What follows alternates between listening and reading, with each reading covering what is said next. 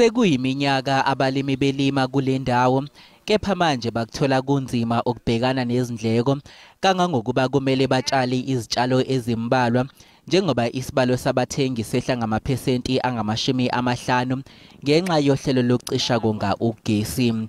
We used to plant almost like the whole hectare. Now we have to plant only a quarter because the clients that we are having, they have reduced the amount of the quantity that they were buying from us. Now they are only buying almost like 20%. Kwelinye iplazi eliqhele ngebanga elingama-kilometer angama-30 nakhona kukhalwa isifanayo. Also fuel costs. We are supplied with generators all over. All our pump stations on generators. Our fuel costs goes up, so you have 2 extra costs that affects your farm. Bathi izigebengu zenza umathanda ngesikhathi sokucishwa kogesi. Just here next to this farm where we're standing the other night, there's still a transformer where we've been at the cell tower. It's not been replaced yet.